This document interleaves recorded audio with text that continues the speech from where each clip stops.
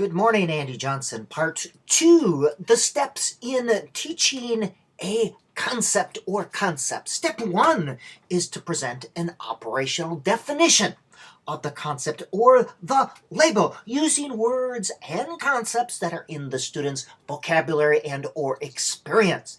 One caveat, never use the word to define the word. For example, freedom is the ability to be free. Well, that uses the word. Instead, freedom is when you are able to make choices about what you want to say or do, etc., etc. Do not use the word to define the word in any definition. Number 2, an important one, use kid language, not dictionary language. Saying things is different than teaching things, and this is what makes teaching interesting and sometimes hard, is splaining stuff so that a first, second, third grader or sixth grader or whomever can understand. A bad example, mammal, any warm-blooded vertebrate having the skin more or less covered with hair, who's young. That is a dictionary definition.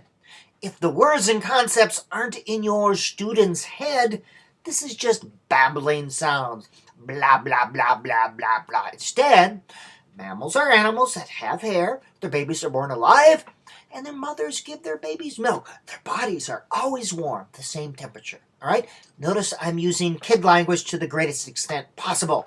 That is the science and art of being a teacher. Step 3, present the defining rules, features, or attributes. In order to be the concept, it must have these things. Sometimes we use a concept map, which is a picture or diagram that shows the concept, the ordinate and subordinate structure, and the relationship of one thing to another. We'll talk more about concept maps in a minute, but here is a concept map. If I was teaching shapes to a kindergarten first grade, we're going to look at triangles today. A triangle has 3 sides. There's no doors. You can't get inside of it. See, no doors. Ooh, how do I get in?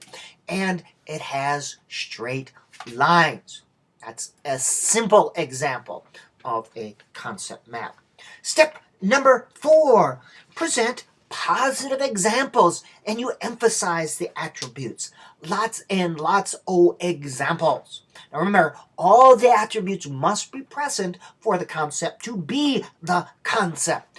Minimum number of examples is 3, but more the better as far as presenting examples. Boys and girls, here are some triangles. Let's see. 1, 2, 3. Yes, 3 sides. 1, 2. Yes, 3 sides.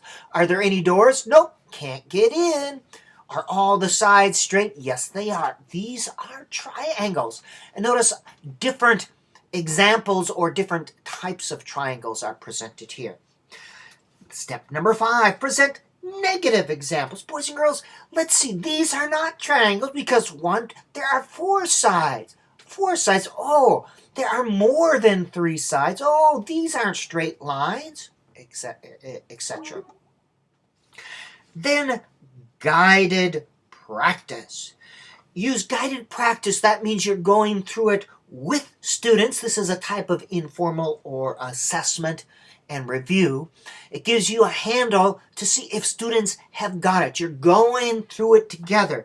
And I'll show you an example. Here, you're presenting positive and negative examples, and the students have to decide which is each. They have to identify. And again, this is like dipsticking. Boys and girls, raise your thumb. Do you think this is a triangle? Thumbs up, thumbs up. Okay, good. I see most of the thumbs are down. What about this one? Thumbs up, yes. Is this a triangle? Raise your thumb if you think it is. All right. This is guided practice. It takes them through the steps, and I'm able to see if students have got the concept, and if they haven't, I know I need to reteach. So guided practice, whether it's a skill or a concept, you're going through the skill or you're going through the concept to guide students, to scaffold them in their learning, but you're also using it as a form of in a formative assessment. And step number 7, independent practice. This is an activity of some sort that gets students manipulating the idea. It's to reinforce the concept learning, get students to use the concept, Oftentimes this is homework or seat work or some activity. It could be a small group or a large group. Here's all sorts of different examples of ways that students might manipulate the concept ideas. All right, and you're limited only by your imagination here, and later on I will show you some examples of independent practice or an activity, just something to get them to interact with that concept. Defining attributes, characteristics, or what makes the thing a thing, we have this thing called an attribute chart that shows the concept attributes. This can be used either for guided practice or independent practice as an activity. The attribute chart has the attributes up here and the things here. Guided practice or independent practice, you go through, can you live without? All right, we're looking at a need versus a want. Food, all right. So you see if it has all the attributes, then it is the concept.